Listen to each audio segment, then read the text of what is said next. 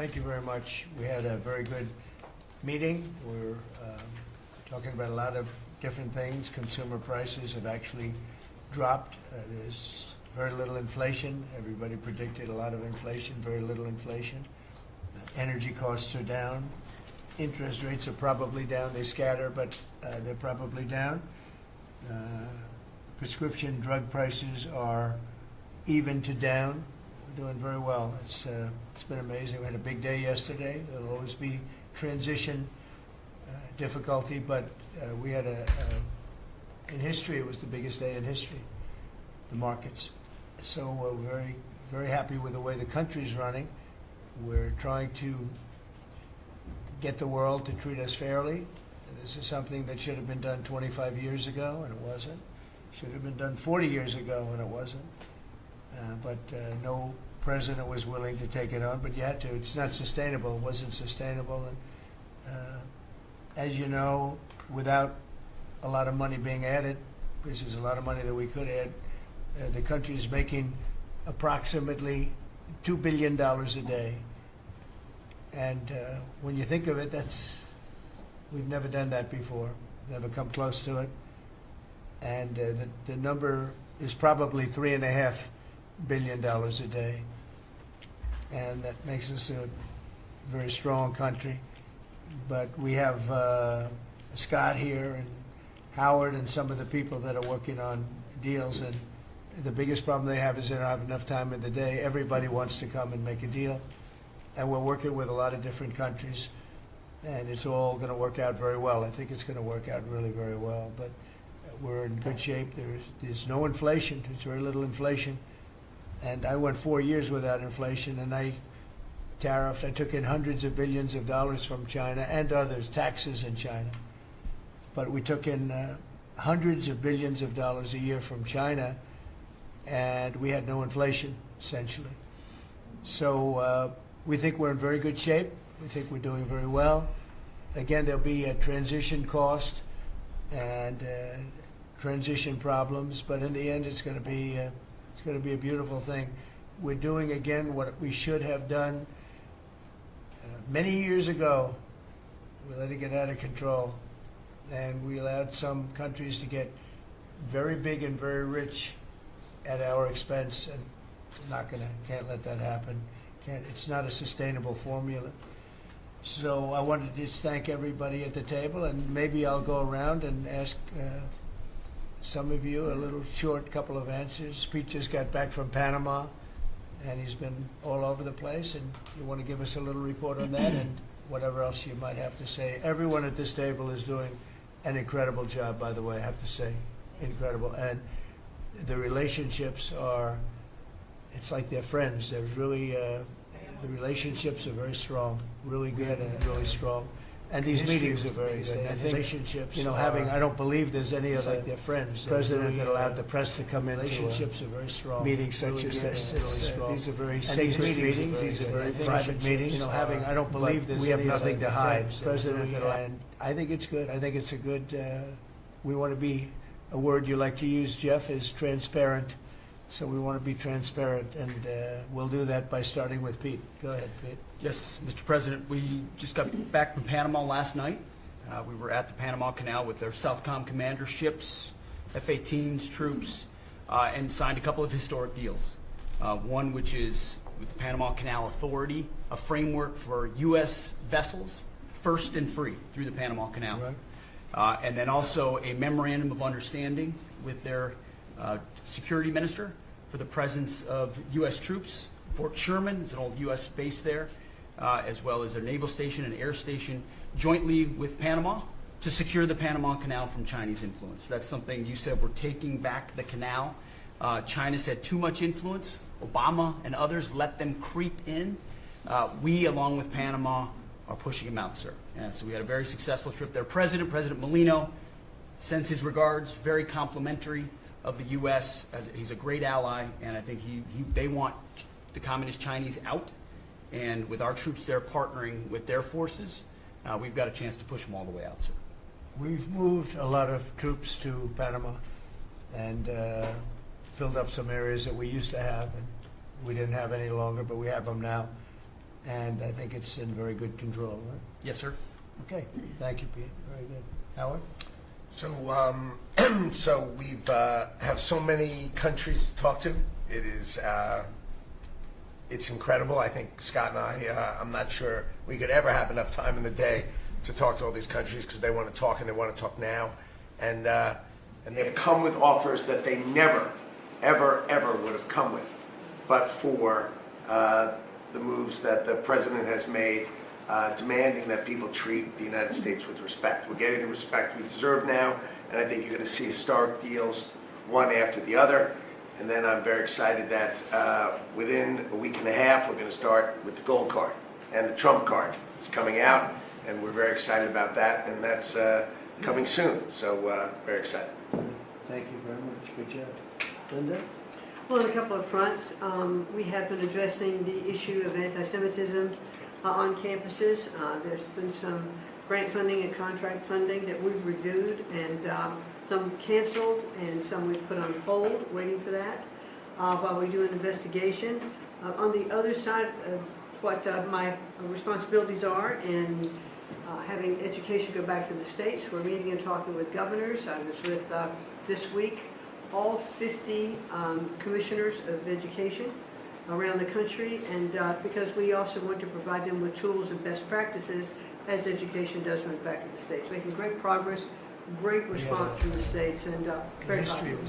And what about colleges? You're holding back $400 million from Columbia. From Columbia. $8 billion from Harvard. Can you imagine the money we pay Harvard? They have a $60 billion fund, and we're giving them $8 billion. And we're trying to figure that out. And then they hire de Blasio, the worst mayor in the history of New York, and they hire the woman from Chicago who was a disaster, total disaster, and they pay them massive salaries, and they're supposed to be teaching you government. That's not Harvard. That's not Harvard the way it used to be. So, do you have anything to say about that? The dollars you're holding back from quite a few Yeah, wait. universities that And- were not and- behaving. Yeah, and the other, there's the Princeton, Cornell, others that are coming in, and actually getting calls now from the presidents of the universities who really do want to come in and sit down and have discussions. And so we're investigating them, but in the meantime, we're holding back the grant and the fund money. Great job. Thank you. Very thankful for the House voting for the President's budget resolution along with the Senate bill. Made a ton of progress this week in working with members to ensure that a desire for flexibility in the Senate was not misconstrued as a desire not to slow and do spending reforms. And so we're very thankful for that. And now we can get after writing that bill, getting the President as big a package of his agenda to his desk. So very good week. Good. That's right. We just got the House vote, and now we're well on our way to getting, as we call it, the great big beautiful bill. It's a beauty. There's never been a bill like this one. We're trying to get it all into one beautiful bill. It's tax cuts, regulation cuts, and many other things. The border. A lot of money for the border. Well, you're doing a fantastic job. So, but we just got a report that we, as you know, you knew before us. Were you surprised we got the vote? Got the vote. And we're happy to get the vote. So I think we're going to be in very good shape. Okay, please. Mr. President, last year the Chinese received 1,700 orders for new ships. American shipyards received 5. Under your leadership, like so many other industries, we are going to revitalize and make shipbuilding and maritime great again with these blue-collar jobs. These are the cranes, the ports, opportunity zones, and drive that investment back in. And we have, under that executive order, and also one to streamline foreign military sales for people that want to buy our equipment, and of course acquisition reform, all just this week under your leadership, Mr. President. So we're going to be rebuilding our shipbuilding business. We may order, would have to go to Congress for this, but we may buy some ships from other countries that we're close to and that do great jobs with ships, but we're going to start the process of rebuilding. We don't really essentially build ships anymore, which is ridiculous. It's going to be a very big business for us in the not too distant future, but in the meantime, we have We have countries that do very well at building ships, and we'll be dealing with those countries, and we may be ordering top-of-the-line ships from those countries. And within a fairly short period of time, we'll be building our own ships. So we'll probably have to go to Congress for that, but we're not going to have a problem. Susie, thank you very much for the job you've done. Go ahead, please. I just wanted to make sure you know that this cabinet, I think, pretty uniquely collaborates and cooperates and works together to accomplish all that you've asked them to do, and I think they deserve a lot of credit for that. True. You're doing a great job. The chief of staff, doing a great job. Lee, go ahead. Mr. President, the Biden EPA was strangulating the economy. The Trump EPA understands it's not a binary choice. We can protect the environment and grow the economy. Working with Doge and Elon Musk, we've now canceled $22 billion worth of grants, and we have launched what is the largest deregulatory action in the history of the country, just in one agency. That's how much of a mess the Biden EPA left us. It is going to end up reducing the cost of living. It's going to create jobs. It's going to make it easier to purchase a car. It will be easier to heat your home. We're proud of this effort. The effort that we have is fulfilling the mandate that you earned from the American public. Clean air, land, and water for all Americans, unleashing energy dominance, permitting reform, advancing cooperative federalism, making America the AI capital of the world, and bringing back American auto jobs. When you called me that day asking for me to take this position, I was honored. And you were very specific and clear in what you wanted us to accomplish. We understand our mission, and at the Trump EPA, we're going to make it proud. Great job. You're doing a great job. And you have a lot of applications for approvals for power plants, which are going to really power the regular plants, and they're going to be right next to each other, because we can't rely on our grid. It's old and it's tired, and it's very subject to being attacked, whether by rain or by bombs or by anything else. And we're letting people build their own power plants, and these are a lot of them being built with the AI and beyond the AI chips, and we're letting them build their own power, and never been done before, and we're going to get it done quickly and approved quickly as part of a plant. They'll have a sort of be their own power company, and it's very exciting. They couldn't believe it when I told them that. I said, we're going to get you the approvals very fast as part of your regular plant. You're going to build electric producing plants, and it's very exciting. And they're able to do it very quickly and very well, and you made it possible. Thank you. You have a lot of applications for some of the biggest plants that have ever been built in the world. These are serious plants, aren't they? Huh? Approved. We are open for business. Working with Secretary Burgum, Secretary Wright, we are going to make it proud. Good. Sean? First off, Mr. President, it's Brooke's birthday today, so he's getting younger, so happy birthday to Brooke. Thank you. I want to thank you as well for the shipbuilding at EO. Again, to build ships, we also need mariners to sail those ships. I was just up at Kings Point for the Merchant Marine Academy a couple days ago, and we have some of the greatest young men and women who are learning how to be mechanical engineers, to rebuild and fix the engines on those ships, but also how to sail ships. I would tell you that over the past decades, this academy has become, it needs some love. It's been a little bit dilapidated. We have to invest in sailors, and I appreciate you taking the initiative. To be a global power, we have to build ships and have sailors to sail those ships. These are the very people that help Pete should we come into points of crisis to support the military. So thank you for that. Number two, the last administration announced 3,200 projects, big, beautiful roads and bridges. Most of them are good. But they announced them, they didn't sign a grant agreement.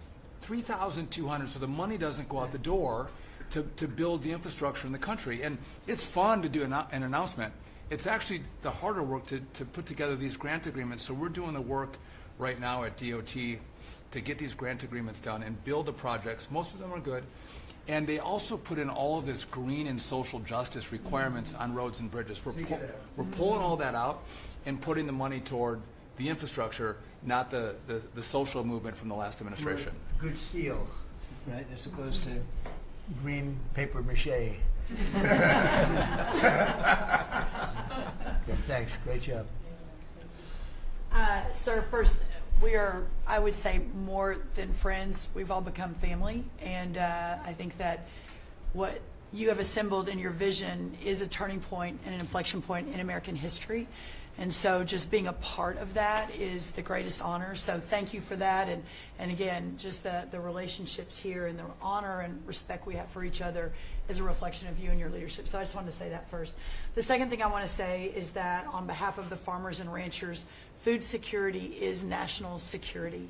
We have to be able to feed ourselves. And your idea of using tariffs along with deregulation and tax cuts, but your idea of using tariffs to ensure that we are putting forward and putting America first, no one understands that better than our farmers and our ranchers. But having said that, emerging from 4 years of Biden with a 30% increase in inputs for our farmers and ranchers, with an almost $50 billion trade deficit. When we left the first time, it was zero, meaning that they are hurting. So the period of uncertainty we're in, they know that your vision will move us into an age of prosperity for all Americans, but for my people, for the farmers and ranchers, unlike any they have seen before. And I think they are really, really excited and so grateful for your leadership. But also, you have never failed to say that you have the backs of our farmers and our ranchers. It was the first phone call that I had after I was voted with the Senate. And that message just resonates with almost an 85% support of you in the last election. They're with you. Interestingly, the biggest budget driver at the United States Department of Agriculture is not farming and ranching or agriculture, it's food stamps. And so as we emerge and embark, Secretary Kennedy and I, on your vision of making America healthy again, a massive part of that is realigning and reworking our food stamp program so that it better serves those who need it. And yeah, to the point of getting the transgender, DEI, Green New Deal out of the USDA and realigning is really important. So It's out of the thank you. military, right? Yes, sir. Is it 100% out, would you say? 99.9, sir. I'm going to get that last point. Get the one out. rest of it. But thank you, sir. We've got a much different military, I will tell you. Thanks very much, good job. And eggs are down, Eggs are big, down. right? Yes, Big. yes, sir. Wholesale prices. Retail will come. Easter is the Super Bowl for eggs. So, you know, there may be a little fluctuation, but no, we feel really good about it. Thank you. That's what I hear. Thank you. Thank you. Good. I'd echo what Howard said on the trade queue, that we've got over 75 countries that want to come in. So it'll be Treasury, Commerce, Jameson at USTR, and we're putting a process in place. And as you said, you're going to be part of the negotiations too, because you know, I've had these countries call me up and the Secretary Bessent, we're happy you're going to be negotiating. Well, President Trump's going to be involved too. Every So detail. bring your best deal on the budget. It's moving quickly in the House and the Senate thanks to your leadership. We're also going to have debt ceiling in there, so we're going to get an increase in the debt ceiling. So, and that will be the done and dusted for Part of the bill that we just got to vote on today. So part of the bill. It'll be done and dusted for 2 years. We won't have to worry about that. And then I gave a speech yesterday to 1,400 small and community bankers, and they were so happy to hear from your administration. And I told them Wall Street's done great for the past 4 years, 10 years, 20 years. It can continue doing great, but it's Main Street's turn now, and it's those small bankers through deregulation, through emphasis on Main Street, your Main Street agenda, bringing back jobs, that is going to power the smaller communities. And then finally, the bond auction went very well yesterday. We had a lot of foreigners show up as the support, showing that the U.S. is still the best place to invest. The inflation report, as you said, was quite good. And energy prices are down more than 20% since January 20th. Amazing. great.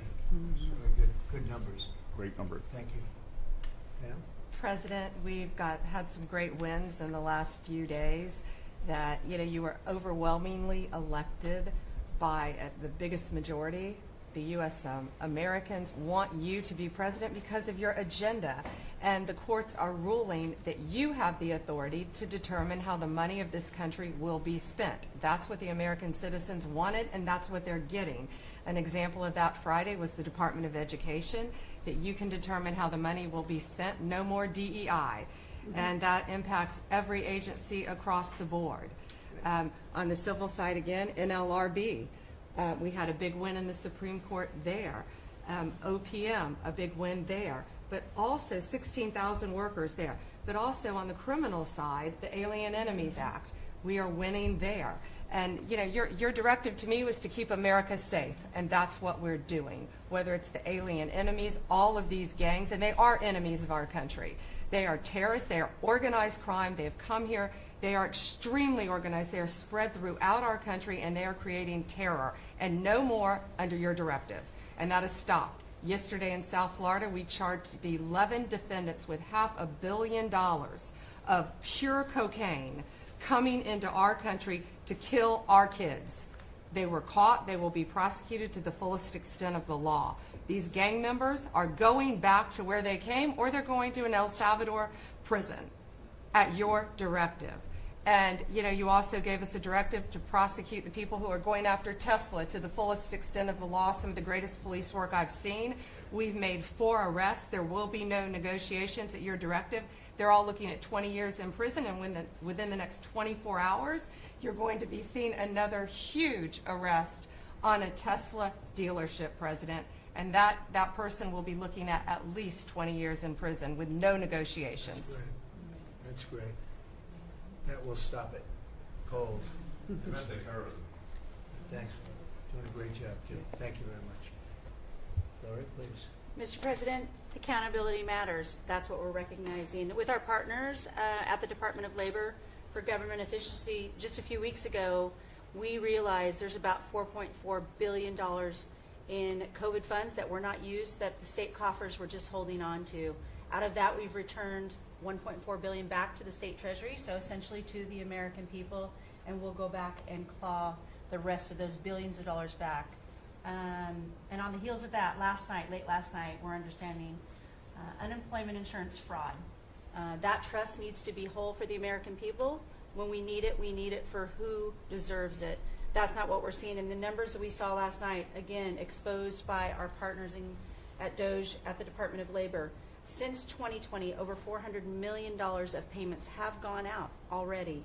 And when you hear these numbers, apparently in the United States, we have over almost 25,000 people who are over 115 years old who are collecting $59 million that we have sent out to people. Talk about fraudulent behavior. Mr. President, 28,000 people between 1 and 5 years old have collected fraudulent payments at the tune of $254 million has gone out.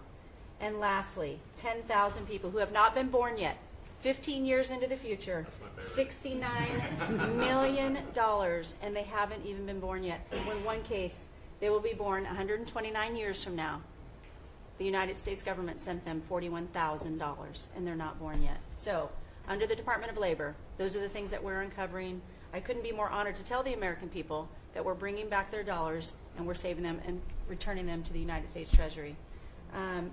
Also, jobs numbers. Last Friday, 228,000 new jobs were reported. That is good for the American people. That is my primary job, is to grow that workforce under your leadership.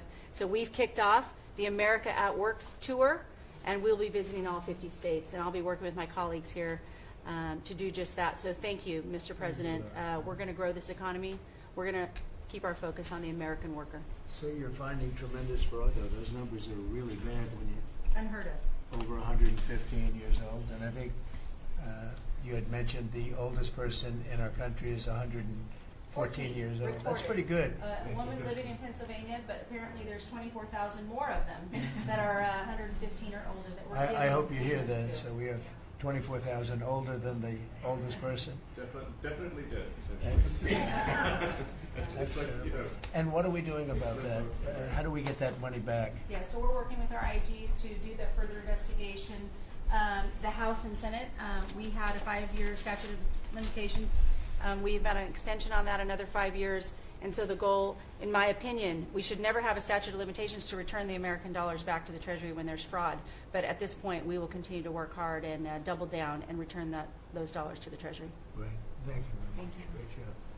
Yes, Well, Mr. President, thank you for your leadership at the border. For the second month in a row, you have broken the record in the history of the nation for the lowest number of encounters at the border, which is absolutely remarkable. You have said that America's laws matter and that they'll be enforced, and we're hard at work now to get people to go back home that are here illegally. So the Alien Registration Act has been in place long enough now that those individuals that are here illegally, if they haven't registered, then they can be charged criminally, and they can face fines up to $1,000 a day and face deportation if they don't go home, and they'll never get the chance to come back to America. So we're encouraging people to use the CBP Home app to register, and we're working on the resources and funding to buy them a plane ticket to send them home.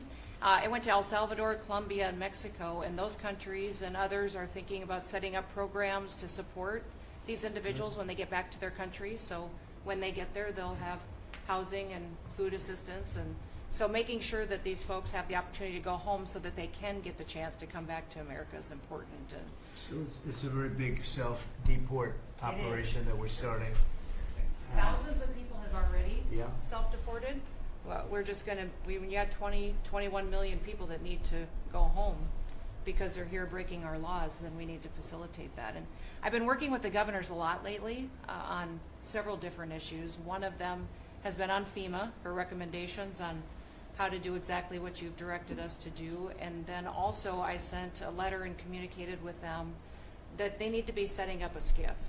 Some of our governors don't have secure facilities to have national security issues. I think one of the jobs Homeland Security has is to give communication down to states, to local cities and communities. And so recommending they get a SCIF, they have secure comms with them at all times or nearby so that they can have national security conversations, and then to have somebody in their office designated that is their communications person. A lot of them have emergency management officers, but they don't necessarily have somebody designated when it comes to a national security issue that we may need to communicate with them on. And I think American people need to know that Real ID will be required to travel on May 7th. So those governors have been notified to communicate that at home. We don't want anybody to get delayed and not be able to travel when they get to an airport. And this will also help us bring integrity back to all of our IDs and how they're used for issuing driver's licenses. And governors know how I feel about making sure their driver's licensing system has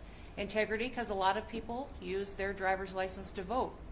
And the backbone of our country and the foundation is election integrity. So we're giving all those directions to our governors and communicating that so they can lead on it as well. And we're going to work with people so that if they go out in a nice way and go back to their country, we're going to work with them right from the beginning on trying to get them back in legally. Is that right? A chance to come back. So it gives you real incentive. Otherwise, they'd never come back. They'll never be allowed once a certain period of time goes by, which is probably going to be 60 days.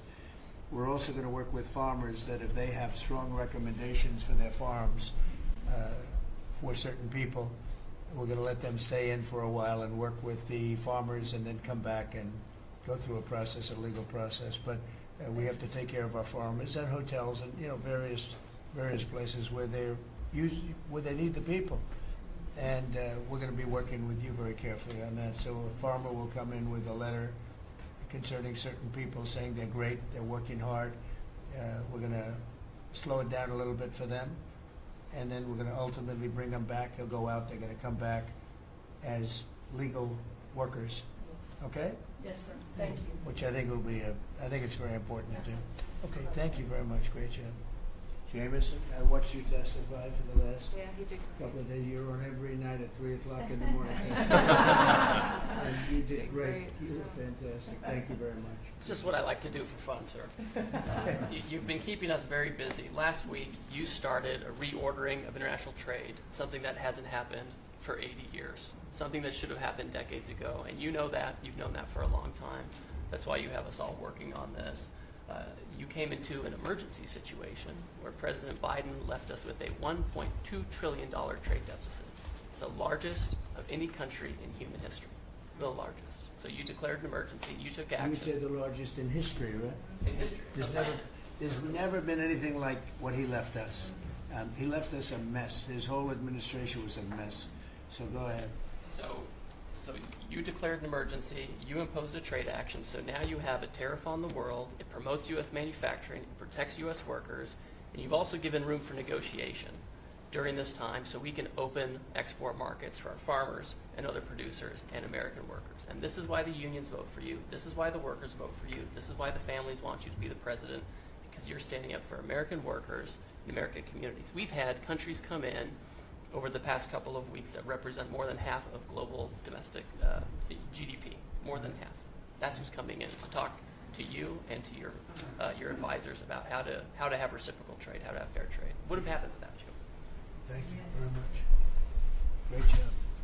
Lovely lot. Well, thanks to your fantastic leadership, this amazing cabinet, and the very talented DOGE team, I'm excited to announce that we anticipate savings in FY26 from reduction of waste and fraud by $150 billion. And I mean, and some of it is just absurd, like people getting unemployment insurance who haven't been born yet. I mean, I think anyone can appreciate whether, I mean, come on, that's just crazy. You know, some of these things, people ask me like, well, how are you going to find waste and fraud in the government? I'm like, well, actually just go in any direction. That's how you find it. It's very common. it's, as the military would say, target-rich environment. So I think we're doing a lot of good and excellent collaboration with the cabinet to achieve these savings. And it will actually result in better services for the American people, and that we're going to be spending their tax dollars in a way that is sensible and fair and good. And your people are fantastic. In fact, hopefully Within a week and a half, we're going to start with like to keep as many as we can. They're great, and fair and good. smart, sharp, right? people are fantastic. Finding things that nobody would have thought of. Very computer savvy. Yes. We're working with hard to get the Trump Gold Card operational, hopefully in the next week or so. That'll be very exciting. It's really exciting. That's a pathway to citizenship into the United States. It's a big deal. Yep, it's a big deal. Thank you very much. Great job you're doing. Thank you, sir. Thanks to your leadership and setting the mandate of transparency and accountability across the U.S. government. I'm bringing that transparency and accountability to the intelligence community, first and foremost to make sure that you and your cabinet have that real-time, relevant, apolitical, objective intelligence to best inform whether it's negotiations for peace, negotiations around tariffs, the great work that you are leading around the cabinet today. Secondly, working with Department of Homeland Security and the FBI to increase our information sharing to achieve your goal of countering the narcotic trafficking and our ability to go after cartels now designated as foreign terrorists. I met with the National Sheriff's Association this week, being able to work to make sure that the information that they are getting on the ground, that local law enforcement is getting on the ground, is being fed back up through to our National Counterterrorism Center, and that we have all of the federal agencies, state and local law enforcement, all on the same page as we are working to make our country safe again. And lastly, sir, as you know, declassification and rooting out weaponization and politicization of the intelligence community is a huge priority. You know more than anyone else the very dangerous and negative consequences of that. I've got a long list of things that we're investigating. We have the best of the best going after this. Election integrity being one of them. We have evidence of how these electronic voting systems have been vulnerable to hackers for a very long time and vulnerable to exploitation to manipulate the results of the votes being cast, which further drives forward your mandate to bring about paper ballots across the country so that voters can have faith in the integrity of our elections. And lastly, we've been scanning. I've had over 100 people working around the clock to scan the paper around RFK, Senator Robert F. Kennedy's assassination, as well as Martin Luther King Jr.'s assassination. These have been sitting in boxes in storage for decades. They have never been scanned or seen before. We'll have those ready to release here within the next few days. That's great. Bobby, how do you feel about that?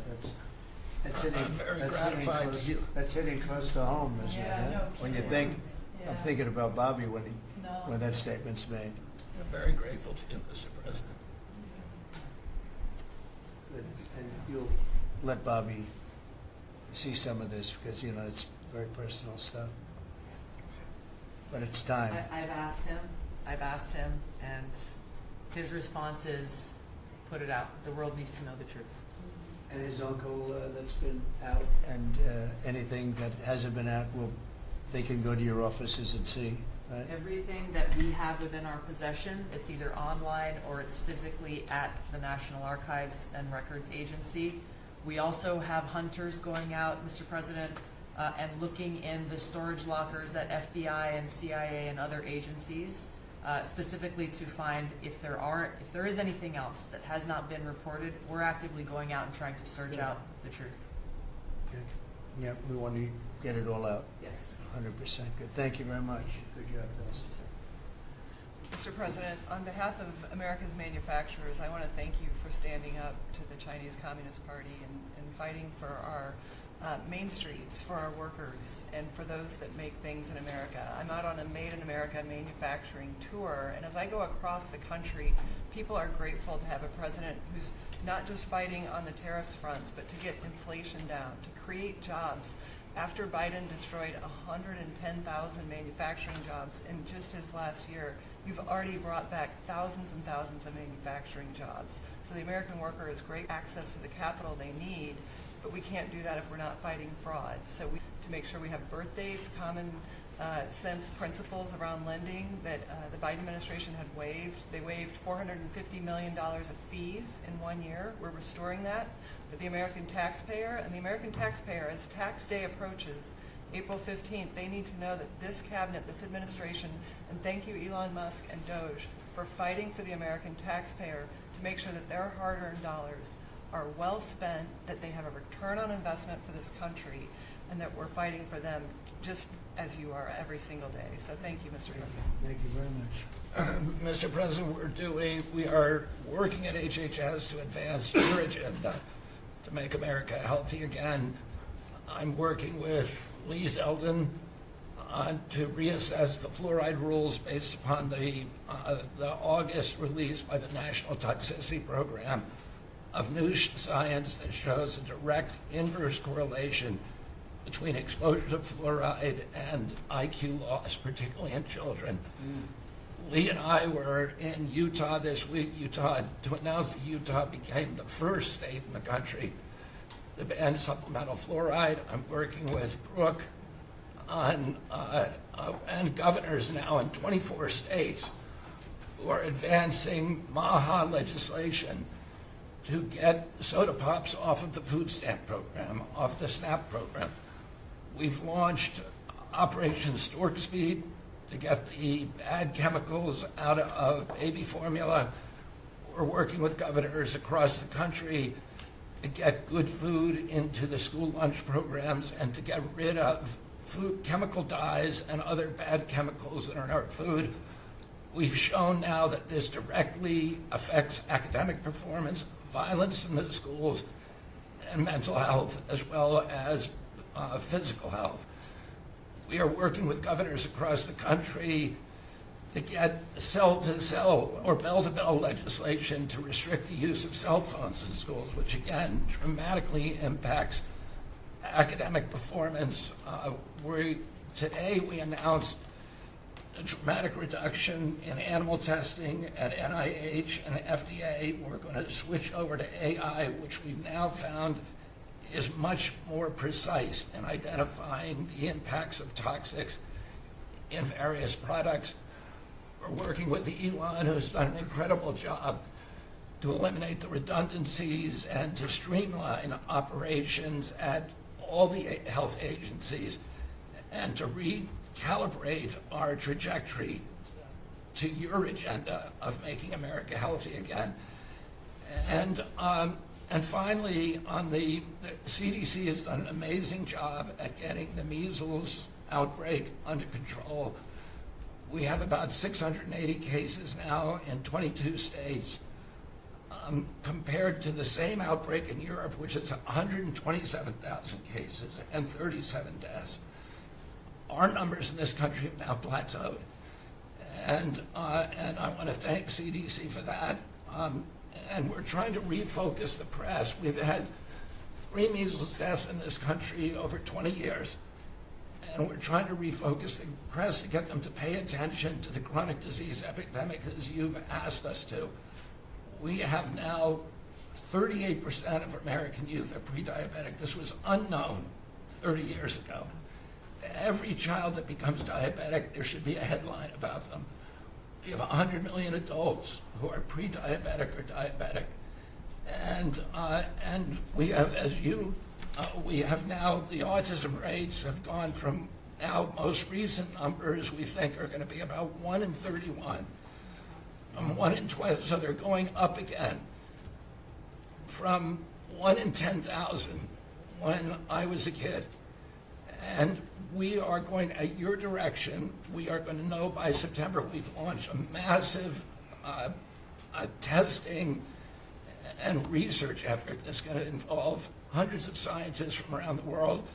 By September, we will know what has caused the autism epidemic, and we'll be able to eliminate those exposures. So big. Think of that. So there was 1 in 10,000 children had autism, and now it's 1 in 31. Not 31,000, 31. That's a horrible statistic, isn't it? And there's got to be something artificial out there that's doing this. So you think you're going to have a pretty good idea, huh? We will know by September. There will be no bigger news conference than that. So that's it. If you can come up with that answer where you stop taking something, you stop eating something, or maybe it's a shot, but something's causing it. It can't be from 10,000 to. Can you imagine that, Marco? That's a big number. Thank you very much. You're doing great. Thank you, Bobby. Please. Well, Mr. President, one of your primary administration goals is to make sure that we unleash American energy, and of course the strategy behind that is when we do that, it helps make it more affordable for all Americans. Energy isn't just industry, it is the foundation of every other industry, whether it's food, manufacturing, clothing, transportation.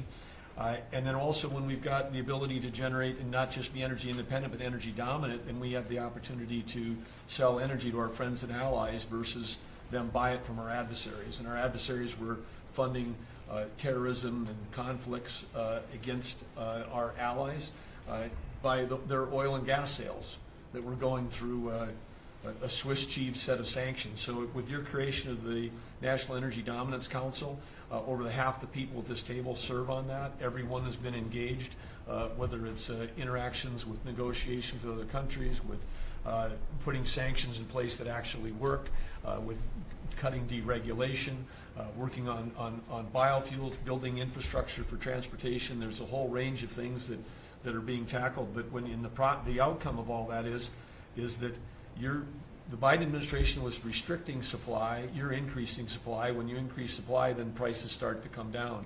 And we have a huge opportunity to do this. Just in Interior alone, there's 500 million acres of surface, 700 million acres of subsurface, and 2.5 billion acres of offshore. And the Biden administration was trying to restrict this so that you couldn't get a timber lease, you couldn't cut a tree, you couldn't graze a cow. You couldn't develop oil and gas minerals, and you couldn't develop the critical minerals we need for our technology, for our defense industries, and to be able to help us win the AI arms race against China. So we're opening up this, and with your executive orders and your work, we've on Tuesday, historic day, you ended the war on beautiful clean coal, which has been going on since Obama took office. China gets 60% of their electricity from coal. They're opening up they've opened up 94 gigawatts of coal in the last year as part of this AI arms race. 94 gigawatts, that's enough for 94 Denvers to be able to, 1 gigawatt per metro area like that. It's unheard of. So we have an opportunity under your leadership to come back. The Gulf of America had its first offshore lease sale, which is scheduled for later this year, but that was, the industry loved that because the Gulf of America is now open for business again. and there's as much as 7 billion barrels of oil accessible now. They've increased the upside of what they think that is. On the coal front, the estimate is the financial value of the coal in America is $8 trillion. That was an asset on the balance sheet that we've now being put back on again. And of course, in Alaska, with your separate executive orders to unleash Alaska Energy between ANWR, the North Slope, the Strategic Petroleum Reserve Alaska, all of those, we've reversed Biden decision. Those are all open for business again. And all of this is leading to the investment coming to America. The smart money is coming to the U.S. That's why we've got trillions of dollars of investment that are showing up at the door, because they know if they're going to do manufacturing here, there's going to be energy to power their plants. And so, again, thank you for your leadership and thank you for everything you're doing. Very good. Thank you. Marco? Well, Mr. President, one of the most important things I believe you'll achieve in your presidency is reordering the world in a proper way. For 31 years, more than 31 years now, multiple administrations have allowed the Chinese to deindustrialize this country, to take away jobs and factories and the pillars of our national strength. And what you're doing now, I think, is a great service to our country, but ultimately to the world. And I want to congratulate you and your team that's working on that, because it has extraordinary geopolitical implications, as you see, from all these other countries that are now coming here and wanting to join something that actually makes it's crazy to allow these. I mean, basically, we lived in a world where Chinese companies can do whatever they want in America, but our companies cannot do anything over there unless they allow it, and even then they steal our stuff and reverse engineer it. So just reordering all of that has dramatic implications on peace and security of the world, so we thank you. An important meeting, thanks to you, is going to happen on Saturday for the first time in a long time. There'll be direct talks between Ambassador Witkoff and a top-level leader in Iran. We hope that'll lead to peace. You've been very clear what Iran is never going to have is a nuclear weapon, and I think that's what led to this meeting, and we'll wait for him to come back from it, and we're hopeful about that. I would also say that we are receiving, and I think the Department of Homeland Security can confirm this, historic cooperation from countries all over the world. Number one, in taking back their citizens. Every country in the world has to take back people that are illegally in another country, and we have countries that refuse to do it or will kind of ignore our calls. All of them are doing it. The ones that are not are paying a price. And we've also found cooperation in other countries that are willing to take some of these people, some very dangerous criminals. I know the president of El Salvador will be here next week, has really been a good friend of the United States in that regard. These are some of the worst people you'll ever encounter, and Pam knows this, and Christy knows this from the work they're doing. And one last point I want to make, Mr. President, and again, it's under your leadership, it's actually under your executive order. If you come to this country as a student, we expect you to go to class and study and get a degree. If you come here to vandalize a library, take over a campus, and do all kinds of crazy things, we're going to get rid of these people, and we're going to continue to do it. So when we identify lunatics like these, we take away their student visa. No one's entitled to a student visa. The press covers student visas like there's some sort of birthright. No, a student visa is like me inviting you into my home. If you come into my home and put all kinds of crap on my couch, I'm going to kick you out of my house. And so, that's what we're doing with our country, thanks to the president. And last but not least, very important development this week, but both Pam and I are very excited. The finest higher education institution in the United States, University of Florida, is also now the national champions in basketball, and we hope you'll host them here soon, Mr. President. Go Gators. They're coming. Good for the SEC. They're coming, guys. Congratulations. Well, thank you very much. You're really doing a great job. We appreciate it. Any question? Mr. President, can you give us a reaction to today's stock market drop, and also give us a sense of the next steps with China? Well, I haven't seen it because I've been here for 2.5 hours, so I'll be seeing it. I think Scott went out. Scott, you want to have a statement on that? Sure. Look, the up 2, down 1 is not a bad ratio, or up 10, down 5. And I think, as we have talked about, as we go through the queue and settle with these countries who are going to bring us their best offers, we will end up in a place of great certainty over the next 90 days on tariffs. But we had very good inflation numbers today. Oil's down. We had a successful bond market, so I don't see anything unusual today. And next steps for China, sir? Well, we'll see what happens with China. We would love to be able to work a deal. They've really taken advantage of our country for a long period of time. They've ripped us off beyond nobody. How people stood for it, sitting in my position, is not even believable. And we're talking about many presidents, not just a couple. But they did, and all we're doing is putting it back in shape. We're resetting the table. And I'm sure that we'll be able to get along very well. I have great respect for President Xi. He's been, in a true sense, he's been a friend of mine for a long period of time. And I think that we'll end up working out something that's very good for both countries. I look forward to it. Mr. President, China retaliated today by reducing the number of American films that can be shown there. What's your reaction to them now targeting cultural exports from the United States? I think I've heard of worse things.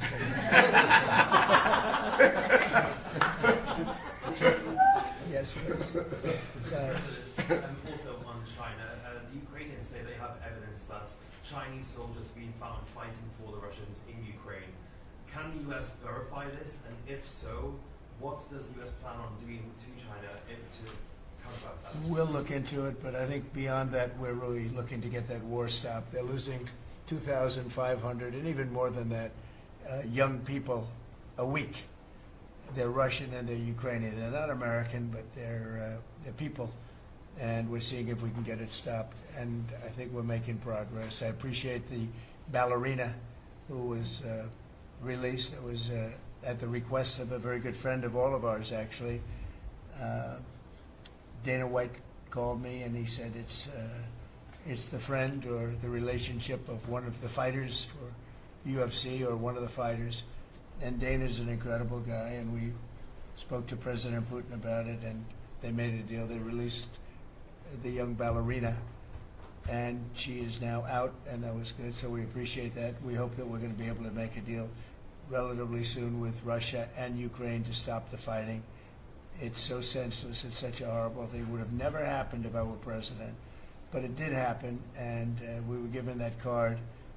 And I think we're going to get it. I think we're going to get it stopped. Got to get going. We got to get it. We have to move it faster. Likewise with the hostages, we're making progress. We, there's 59 hostages, but only 24 of them are living, and that's the way it's been presented to me by the mothers of some of the dead, mothers and fathers of some of the dead hostages, and they want the bodies of their baby, as they say, their baby, their young boys. They want them back as much as if they were alive. It's amazing, because when I met the hostages 2 weeks ago here, I couldn't believe what they had to go through, by the way. But when I met them, they said, yeah, there's 59, but 24 are living. And they actually consider, I guess if you're a parent, you do consider it this way, that the remainder who are dead, the 24 that are alive, the remainder that are dead, they want them back just as much as they would want them back if they were alive. It's really pretty amazing and pretty sad. So we're getting close to getting them back. We have a lot came back. A lot of people are very grateful. Some came back in pretty bad shape. Some came back, they're okay. I think they're going to be scarred mentally for a long time, because if you sit down and talk to them, as I have, what they went through is incredible. But we're making progress. We're dealing with Israel. We're dealing with Hamas, and it's a nasty group. Mr. President, how close are you to the first country coming to actually make a deal with the United States over tariffs? Is it days, months? Well, I think it's very close, but we have to have a deal that we like. We don't want a deal that's going to be a bad deal, or I could make every deal in one day if I wanted to. I could do this in one day. I could just say, here's what we'll do. And I was saying to the people before, to Scott, mostly to Scott and Howard, and some of the other people that work with us on the negotiations. We have a lot of law firms that have paid me a lot of money in the form of legal fees. We're going to probably use those firms to, if we can, I think we can. I'll make a contribution to the country, but they're great firms. They're the best firms, the biggest, and really the most prestigious. And we may be using them to help you guys out, because you're going to need a lot of lawyers. And I'm not sure Pam's going to be happy if I say, can you send over about 200 lawyers that work on trade? She's working on criminal stuff, and I think that's going to be her focus more than anything else. So we'll find out if we can do that. But we have a lot of lawyers that you've been reading about, where they paid $100 million a firm on average. Now we have the final 4 or 5 are at $125 million. So I have a lot of legal fees I could give to you people, and we might as well use them. Hopefully I won't need that many legal fees or that much. I may, who knows, after it ends, after we leave, maybe I'll need it, but if I do, it's not going to be very pleasant. So I think we're going to try to use these very prestigious firms to help us out with the trade, because we have a lot of countries. But we want to make deals that are proper for the United States, not just, we can make deals easily, we want to make them proper. Mr. President, if you aren't able to reach the deals that you want to see at the end of the 90 days, will you put those higher tariffs in place, or will you extend Well, that's what pause? would happen. I mean, if we can't make the deal that we want to make, or we have to make, or that's good for both parties, it's got to be good for both parties. You wouldn't. And then we go back to where we were. Go back to the numbers that you announced last week. I think so. You wouldn't extend the pause. Yeah, we'll have to see what happens at that time. Thank you, Mr. President. You said yesterday you were considering some exceptions for companies. Can you talk about what you're considering, and then also on the reciprocal tariffs, you said they'd be substantially lower. Is the same math formula going to be used, or is that tossed out? I'm not considering now for any country or company, but it's possible that I would. But I'm not. We don't have that situation right now. People understand where we are, what we're going to do, but it could happen. It's called flexibility. You have to have certain flexibility. Mr. President, what are you planning on using the money that you're gaining for revenue through the tariffs on? Paying down national debt, reducing taxes, creating good budgets, helping Christie with the border and all of the other things. I built hundreds of miles of wall, as people now understand, 571 miles of border wall in the first administration. But we're going to beef it up, and we're going to add more. And the numbers are incredible. Really, the numbers are what's taken place. We had great numbers, but these numbers are topping my last administration. And Christie and Tom Homan have done an amazing job. But it's an expensive process. This weekend, where they used to have hundreds of thousands of people standing there pouring through the border in Tijuana, Mexico, this weekend they had nobody. You had a man sweeping this massive piece of concrete, which is, the area where they said massive. And I've looked at that during the Biden administration. You couldn't see a piece of that concrete. There were so many people on it. You couldn't, if you had helicopter shots, you couldn't see concrete. Now, this weekend, you had nobody there but a man with a broom sweeping it and cleaning it up. Pretty amazing. Now, it's really an amazing job. But it will be used for that. It'll be used for a lot of things. It'll be used by the Department of Justice for doing a great job. Pam is doing a fantastic job. So it's going to be used for a lot of different things. Mr. President, on the 10% tariff, is that a basement? Is that the It's a floor? baseline. Can countries negotiate that to bring that It depends down? on what they're adding. Some countries we have massive deficits with, or they have big surpluses with us, and others it's not that way. So it depends. That's why it's really they're all different. Every country is different. Some have certain advantages that others don't have, and certain things. We have some. China has a surplus of $1 trillion. I mean, the numbers are crazy, and others have basically no surpluses. We have some that are pretty even, but they hurt us in other ways. One is a little bit different. So are you negotiating with the EU as one bloc or individual nations for the tariffs? We're looking at it as one block. They've been very tough, but they were very smart. They were ready to announce retaliation, and then they heard about what we did with respect to China and others, but China, and they said, we're going to hold back a little bit. They decided to hold back. I thought they were very smart. Look, the EU is very smart, but they really have taken advantage of the United States. They were formed for the purpose of taking advantage of the United States. And I don't blame them, and I don't blame China. I don't blame anybody. I blame the people that were sitting at that desk in that other beautiful Oval Office for allowing it to happen. Many presidents I blame.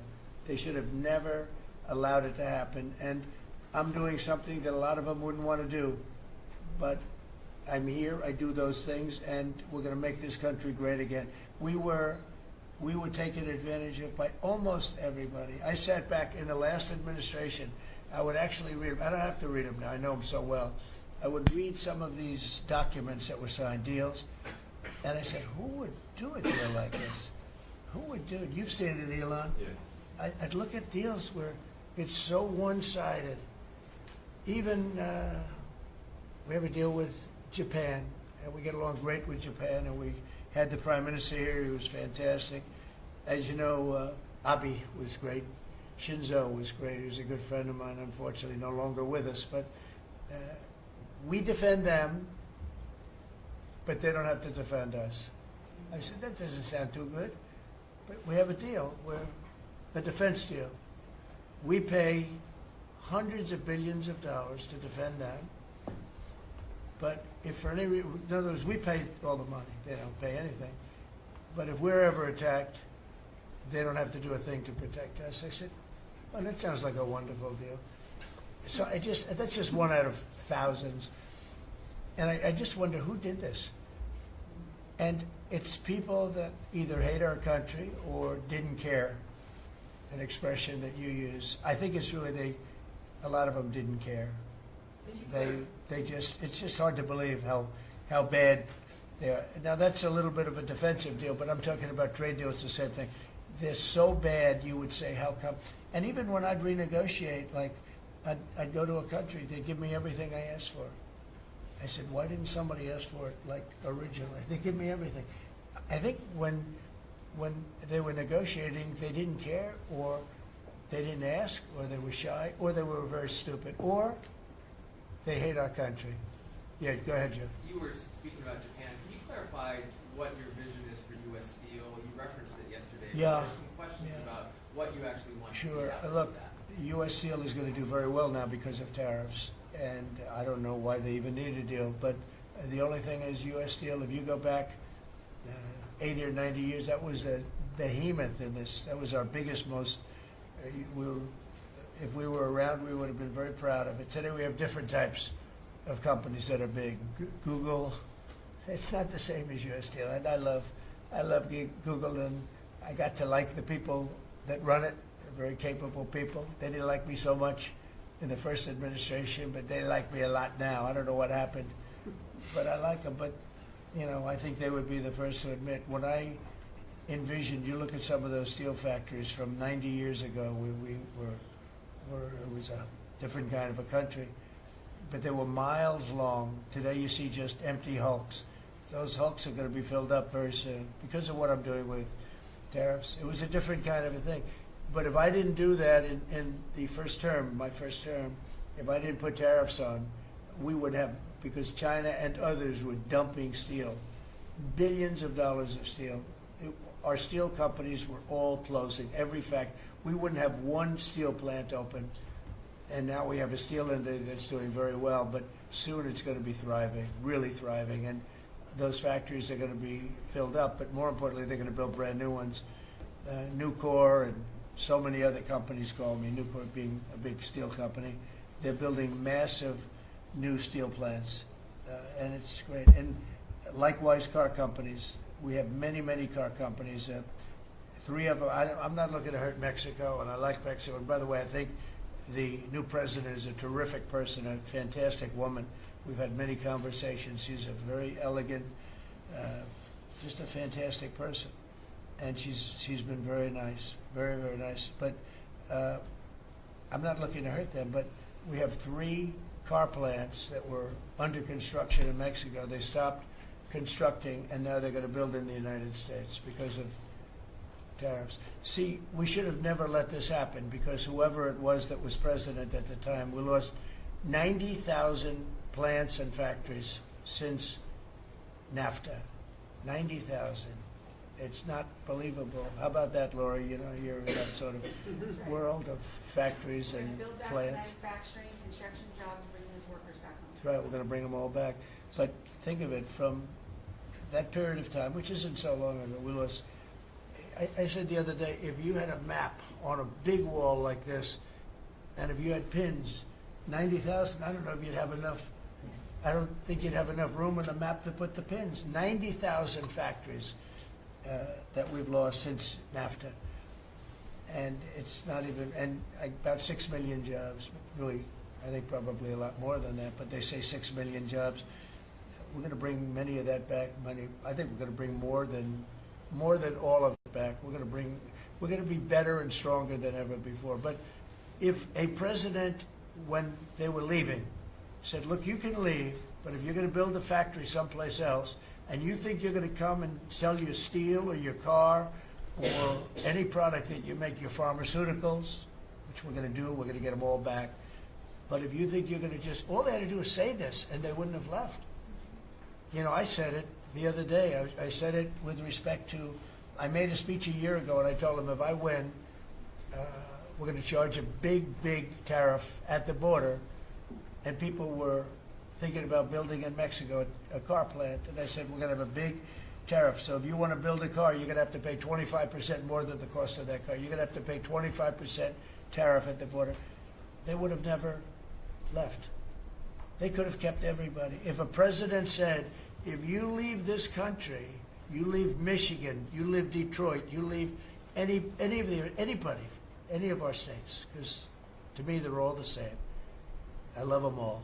I love them all, and I probably won them all, but they say I won most of them, but I think I won them all, but that's okay. But all you had to say if you were the president is, if you leave and you think you're going to now fire all those workers, leave all that, everything behind, and you're going to build in another country and sell it any, and no, you're not going to.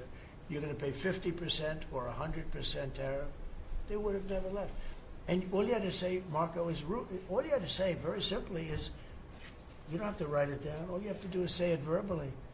If you leave, you're going to pay 100% tariff. Therefore, don't leave. They would have never left. But they left 90,000 plants. I mean, it's hard to believe that many. It's not, you can't envision it. So just getting back to your, because I'm the great weaver of all time. To weave, you have to be a genius. To go on tangents, anybody can do that. But we'll get back to your original U.S. Steel.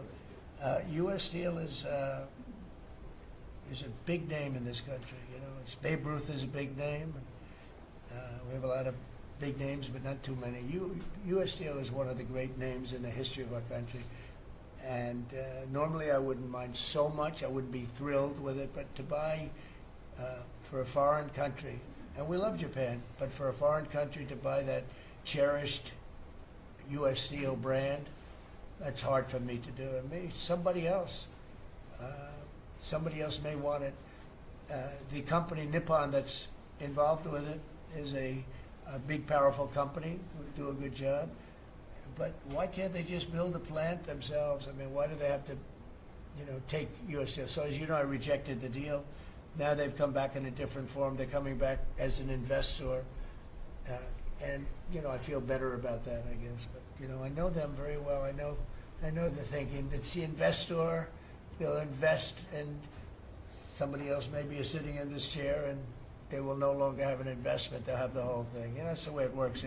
Very smart. They're very, very smart people. We're dealing with very smart people throughout the world. Great geniuses, actually. Look what they've done to our country.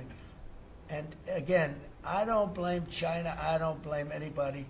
If I could have done it, if I were in that position, I'd have great respect. I have great respect for the people. They ripped off the United States, and all we had to do, have a president that knew what the hell was going on. And none of those countries would have left. Those companies, none of them would have left. So that's a little lesson in basic business. And it's really basic business. It's not complicated business. It's very basic business. And we'd have every one of those car plants going just the way they were 30 years ago. None of them would have left, but now they're coming back. Mr. President, the Labor Department has confirmed that $400 million went to fake people for unemployment benefits. Yeah. I just want your initial reaction. I think it's terrible. I just heard it from Lori, and I appreciate it, and you heard it from Elon's people, right? That's right. Elon's done a fantastic job. Look, he's sitting here, and I don't care. I don't need Elon for anything other than I happen to like him. But I'm telling you, this guy This guy did a fantastic job. I don't need his car. I actually bought one because, and they said, oh, did you get a bargain? No. I said, give me the top price. I paid a lot of money for that car. But honestly, he makes a great car. You know what I do with it? I let the people in the office drive around in it. Margot and Natalie, they're all, Chamberlain, they're all driving around the most beautiful car. It's gorgeous. But I did that as a sign of, just a show of support. Numerous people have done that. Just a show of support. Because, you know, he's done a fantastic job, but he hasn't been treated properly.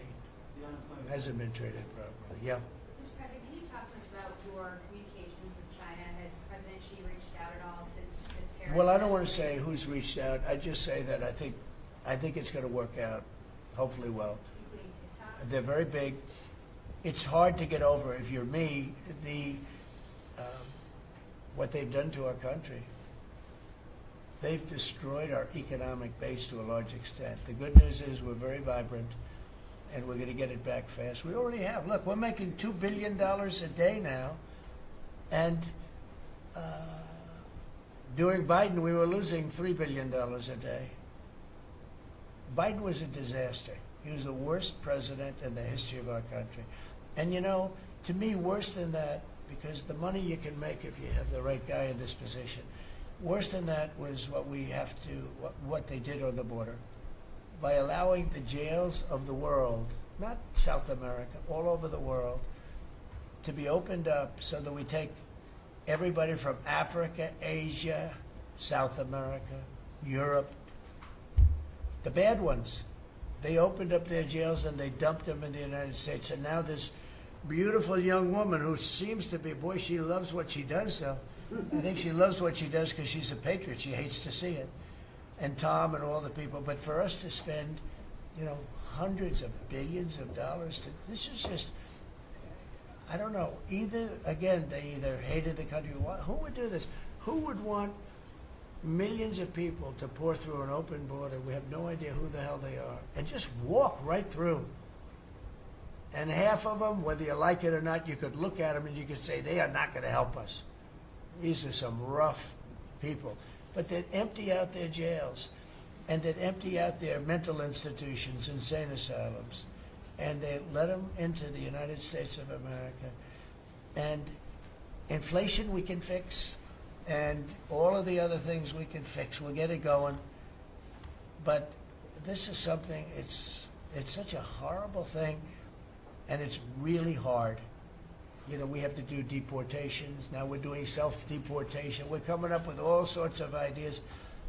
And they must have known it's not going to work out well. And, you know, we want people to come into our country, by the way. We need them badly for the jobs. But we want them to come in legally. They have to come in legally. They have to show that they can love our country. Thank you very much, everybody.